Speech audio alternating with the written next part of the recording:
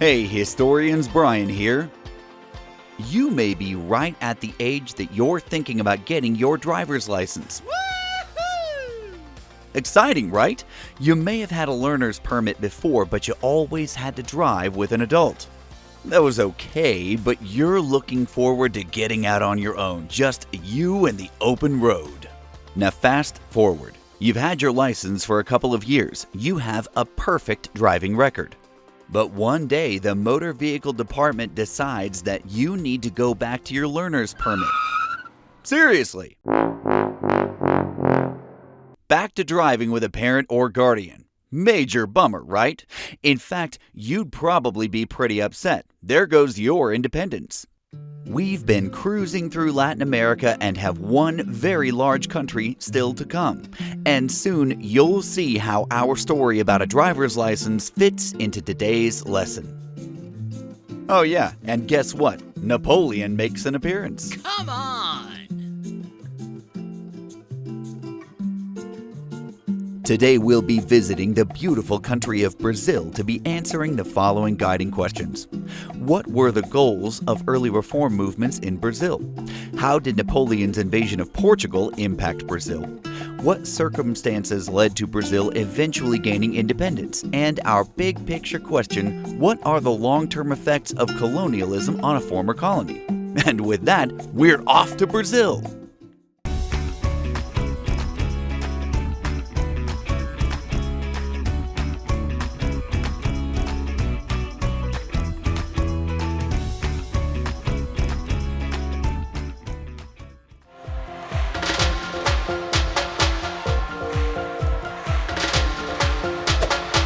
European colonial influence in Brazil dates back to the Age of Discovery at the turn of the 16th century, when Pedro Álvares Cabral is credited with establishing Portuguese dominance there. The Portuguese extracted valuable Brazil wood, for which the country was named, before discovering that agriculture was more profitable.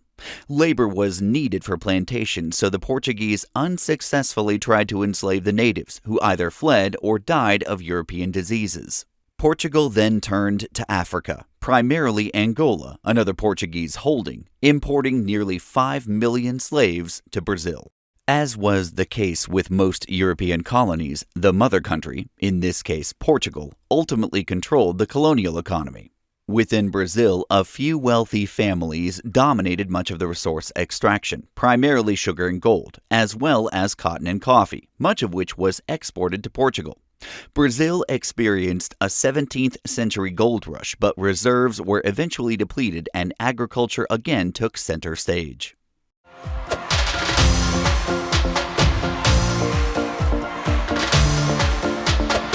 As you may have guessed, the wealthy landowning families were white Europeans.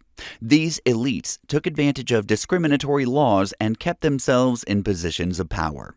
As many of the fortune-seeking Portuguese settlers were single men, they ended up having families with native and African women, resulting in mixed-race children. The mixed-race mestizos were subjected to institutional racism, manifesting itself in a lack of economic and social opportunity. Of course, slaves fared even worse.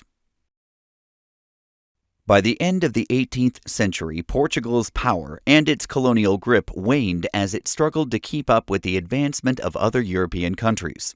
Brazil acted independently in many matters, and its people grew weary of Portuguese-imposed taxes and trade restrictions. Many Brazilian elites were educated at Portugal's prestigious University of Coimbra, and brought Enlightenment ideals back to Brazil, which, along with revolutions in the United States, France, and Haiti, inspired movements for change. These ideas circulated among these educated elite and eventually spread. Small groups of Brazilians from mixed social classes came together to try to make bigger changes. They didn't like the colonial institutions of slavery and racism and wanted to remove those bonds. Portugal, and thereby Brazil, were traditional Catholic societies, and these reformers wanted to eliminate the influence of the ever-looming church. Finally, they believed that the government should provide equal opportunities to all its citizens.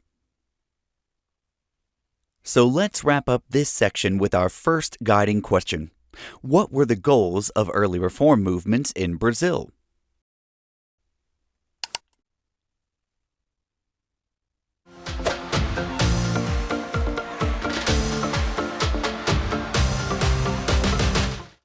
Portugal swiftly crushed these independence movements, but Brazil? Meet Napoleon.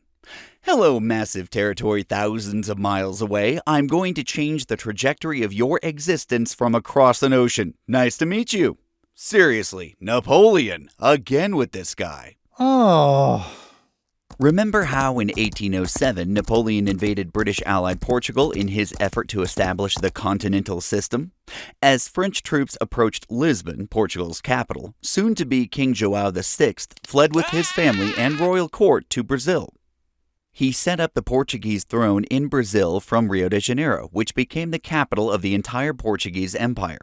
Brazil was the only European colony that had ever served as the seat of the royal government of the mother country. During this time, the Brazilian people became more attached to the royal family. João VI opened up new economic opportunities for the colony and even announced that Brazil would be considered equal to Portugal, a monarchy rather than a colony. Let's pause to answer. How did Napoleon's invasion of Portugal impact Brazil?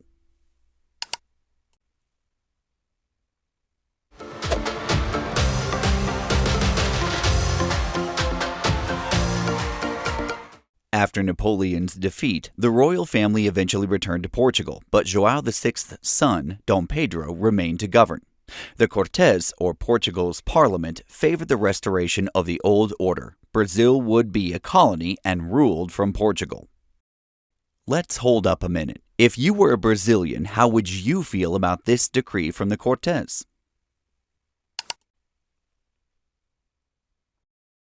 Now, let's circle back to our introductory story. Remember how you earned a tremendous responsibility driving on your own and then had it taken away from you?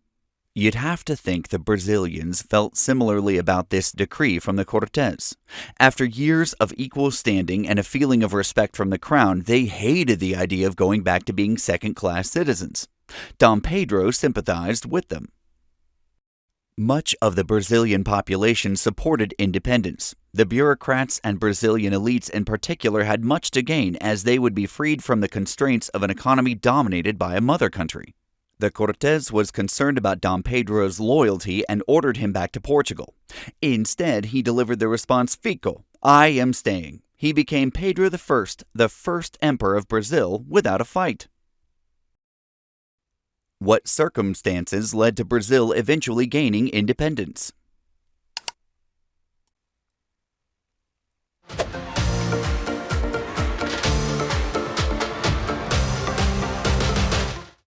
The new country experienced growing pains, with continuing regional revolts and the emperor exhibiting increasingly despotic behavior. These troubles led to his abdication just 9 years into his rule, and his son Pedro II eventually became emperor. After independence, the scars of colonialism lingered. Portugal had shaped Brazil to be dependent on a labor-intensive agricultural economy. This did not go away once independence was achieved. Pedro II, who ruled Brazil for nearly 50 years, was a staunch opposer of slavery, and yet he allowed it to remain. Why do you think he chose to keep slavery in place?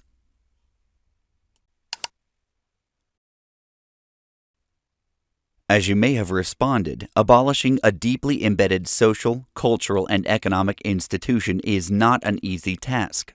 Pedro II feared the collapse of Brazil's economy and the antagonizing of wealthy slaveholders. As you can see, Enlightenment ideals and other revolutions built on these ideals can be used as an inspiration to change the government. But ultimately, humans will often pursue their own interests, as an individual or as a group. Revolutionaries at the Enlightenment buffet table, so to speak, picked which of these ideals would be included in their movements for change, and sometimes decided to ignore the parts that would compete with their interests. Many Brazilian elites interpreted Enlightenment ideology in a way that benefited their own social standing. They wanted independence, but didn't necessarily want to shatter the institutionalized prejudice that made up the colonial hierarchy and ultimately served them. Slavery in Brazil lasted until 1888, when it became the last Western country to abolish the institution. In 1889, Brazil became a republic. Think about Brazil as well as other new Latin American countries when you later respond to your big picture question.